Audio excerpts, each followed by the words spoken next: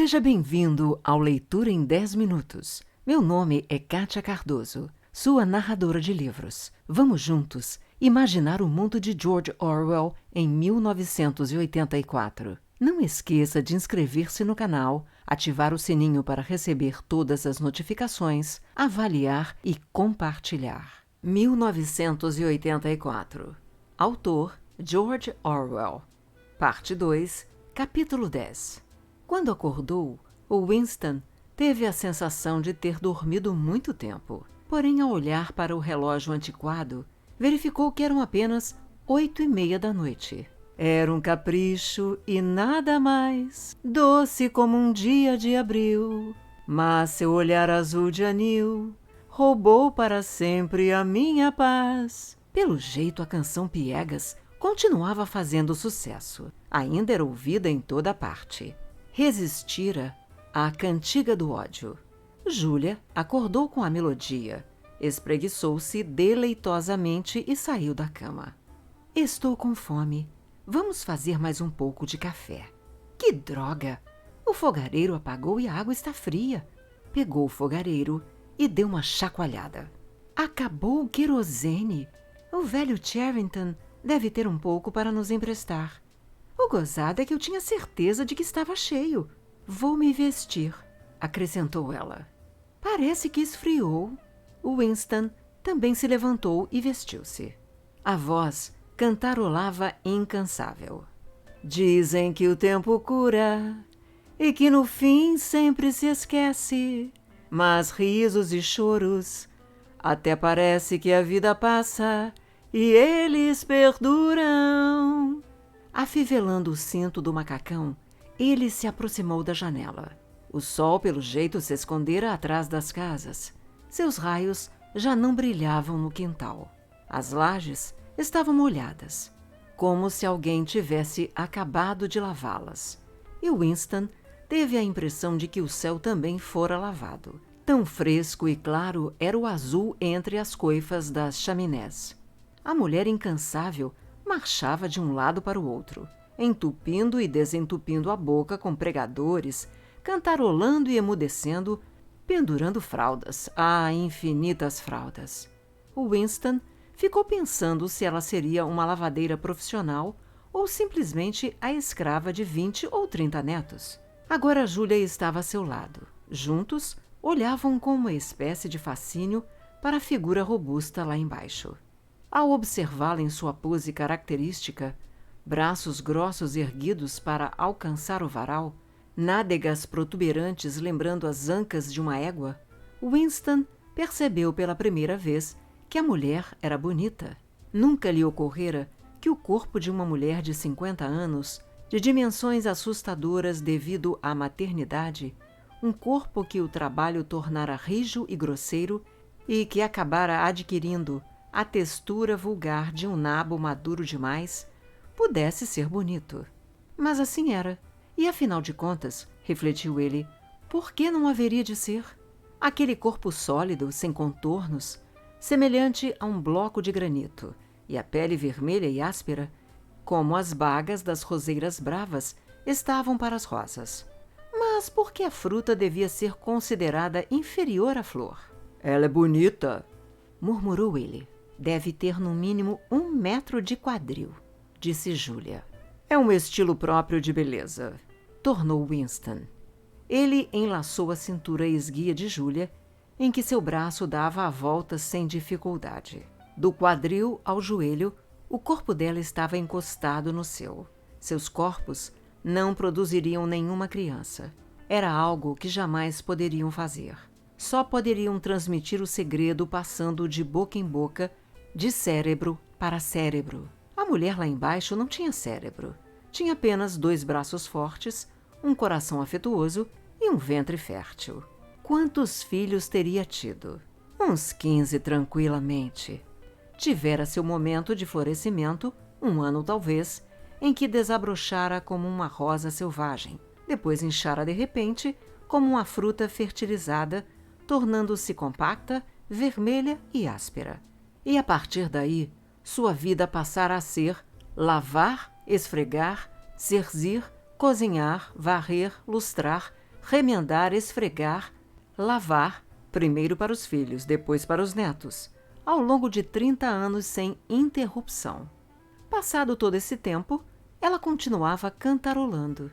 A reverência mística que Winston lhe dedicava fundia-se de certa maneira ao aspecto do céu claro e sem nuvens que por trás das coifas das chaminés se estendia por distâncias intermináveis. Era curioso pensar que o céu era o mesmo para todos, na Eurásia e na Lestásia, assim como ali. E as pessoas que viviam debaixo do céu também eram muito semelhantes. Em toda parte, no mundo inteiro, centenas de milhares de milhões de pessoas, exatamente como aquela mulher, pessoas que ignoravam a existência umas das outras, isoladas por muros de ódio e mentiras, e, todavia, praticamente iguais. Pessoas que não tinham aprendido a pensar, mas que acumulavam em seus corações, ventres e músculos, a força que um dia subverteria o mundo. Se é que há esperança, a esperança está nos proletas. Sem ter lido o livro até o fim, Winston sabia que aquela devia ser a mensagem definitiva de Goldstein. O futuro pertencia aos proletas. E, porventura, ele podia ter certeza de que, quando chegasse a hora deles, o mundo erguido pelos proletas não seria para ele, o Winston Smith, tão hostil quanto o mundo do partido? Sim, porque seria, no mínimo, um mundo mentalmente são. Onde há igualdade, pode haver sanidade mental. Mais cedo ou mais tarde aconteceria. A força se transformaria em consciência. Os proletas eram imortais. Não havia como duvidar disso diante daquela figura destemida no quintal. Algum dia eles despertariam. E enquanto não despertassem, mesmo que o processo levasse 1000 anos, sobreviveriam a todas as adversidades, como passarinhos, transmitindo de um corpo para o outro a vitalidade que o partido não compartilhava e que não conseguia aniquilar. Você se lembra do sabiá que cantou para nós naquele primeiro dia, na orla do bosque? Ele não estava cantando para nós, meu amor. Estava cantando pelo prazer de cantar. Ah, não, nem isso. Estava só cantando. Os passarinhos cantavam, os proletas cantavam, o partido não cantava. No mundo inteiro, em Londres e em Nova York, na África e no Brasil, e nas regiões misteriosas e proibidas que ficavam além das fronteiras, nas ruas de Paris e Berlim, nos vilarejos da interminável estepe russa, nos bazares da China e do Japão, em toda a parte, via-se a mesma figura sólida e indomável, tornada descomunal pelo trabalho e pela maternidade, fadigando-se do nascimento à morte e ainda assim cantando. Daqueles ventres possantes, haveria de sair um dia uma raça de seres conscientes. Winston e Julia eram os mortos. O futuro pertencia aos proletas. Mas poderiam compartilhar desse futuro se mantivessem viva a mente como mantinham vivo o corpo. E desde que passassem adiante a doutrina secreta de que 2 e 2 são 4. Nós somos os mortos, disse ele. Nós somos os mortos, repetiu obedientemente Julia. Vocês são os mortos, disse atrás deles uma voz truculenta. Saltaram um para cada lado. As entranhas de Winston pareciam ter virado gelo. Ele viu branco se espalhando em volta da íris dos olhos de Julia. O rosto da moça assumira um tom amarelo leitoso. As manchas de ruge, ainda visíveis em sua face, sobressaíam vivamente. Davam a impressão de destacar-se da pele sobre a qual haviam sido aplicadas. Vocês são os mortos, repetiu a voz truculenta. Estava atrás do quadro, sussurrou Julia. Estava atrás do quadro, disse a voz. Fiquem exatamente onde estão. Não façam nenhum movimento. Estava, enfim, começando. Estava começando. Não podiam fazer nada, além de olhar para os olhos um do outro. Fugir, dar o fora dali antes que fosse tarde demais, não lhes ocorria nenhum pensamento dessa natureza. Era impensável desobedecer a voz truculenta que saía da parede. Ouviram um estalido, como se uma lingueta tivesse sido destravada. e em seguida um barulho de vidro se quebrando. O quadro caíra no chão, revelando a teletela atrás dele. Agora eles podem nos ver, disse Júlia. Agora podemos vê-los, disse a voz. Vão para o meio do quarto. Fiquem de costas um para o outro. Ponham as mãos atrás da cabeça, não se toquem. Não estavam se tocando, porém Winston tinha a impressão de que sentia o tremor do corpo de Júlia. Ou talvez fosse apenas o tremor que se apossara de seu próprio corpo.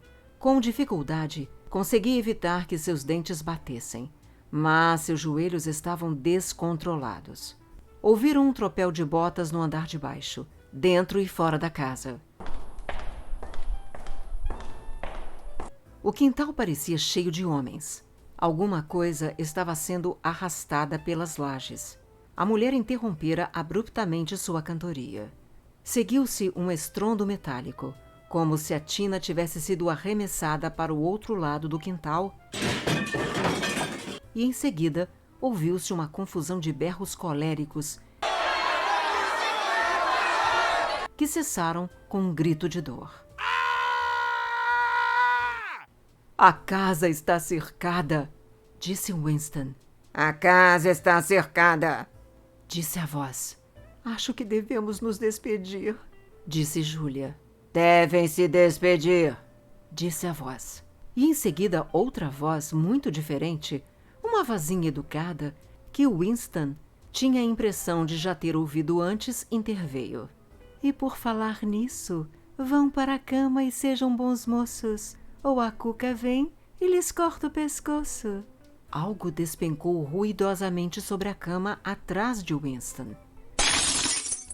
A ponta de uma escada fora enfiada pela janela e arrebentara o caixilho.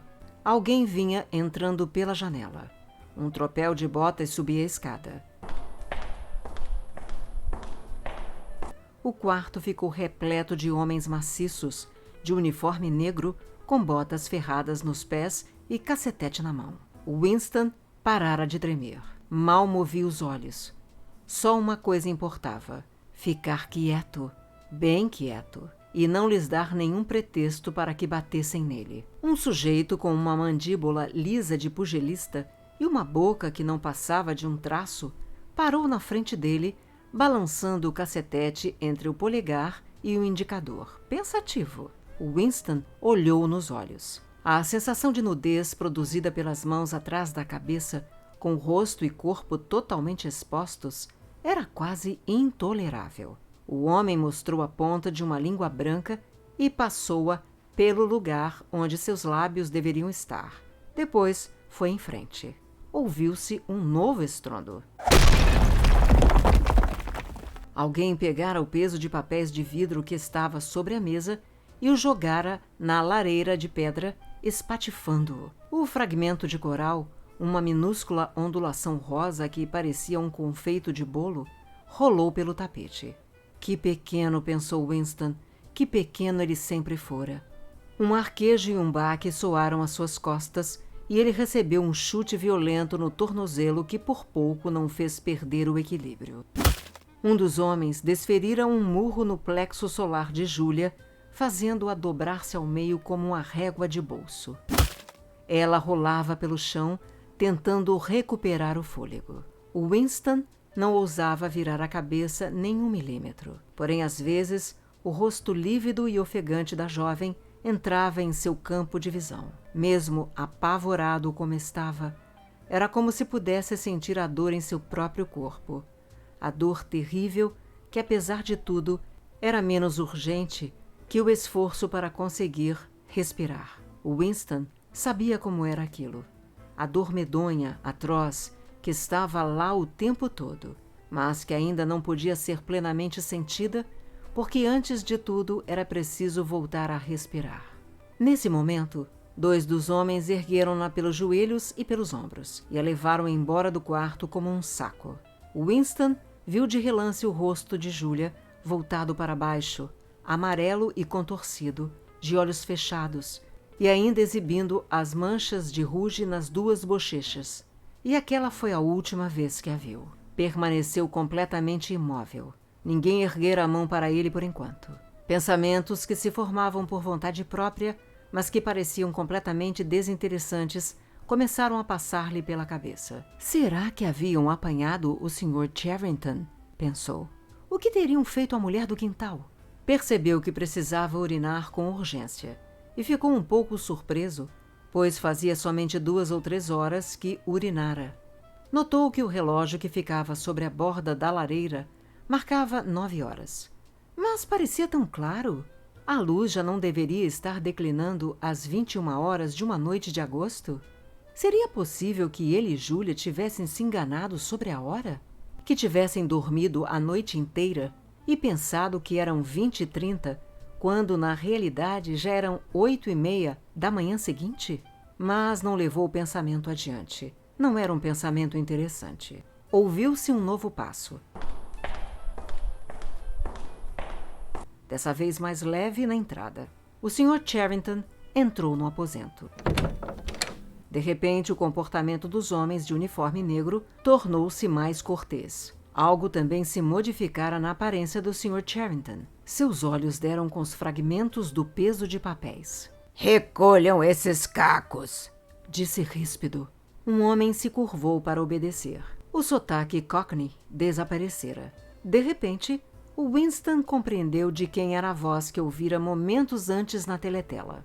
O Sr. Charrington continuava envergando seu velho paletó de veludo, porém seu cabelo, antes quase branco, se tornara preto. Além disso, já não usava óculos. Lançou um olhar rápido e severo para Winston, como verificando sua identidade, depois não prestou mais atenção nele. Ainda era possível reconhecê-lo, porém não era mais a mesma pessoa. Seu corpo se endireitara. Parecia ter ficado maior. Seu rosto só passara por alterações ínfimas, mas o resultado era uma transformação completa. As sobrancelhas pretas estavam menos bastas. As rugas tinham sumido. Todas as linhas do rosto pareciam ter se modificado. Até o nariz dava a impressão de estar menor. Era o rosto alerta e frio de um homem com cerca de 35 anos. Winston pensou que pela primeira vez na vida tinha a consciência de olhar para um membro da Polícia das Ideias. Obrigada pelo seu tempo e por ter ficado comigo até agora. Se você gostou, inscreva-se no canal, avalie e compartilhe, pois isto incentiva o meu trabalho.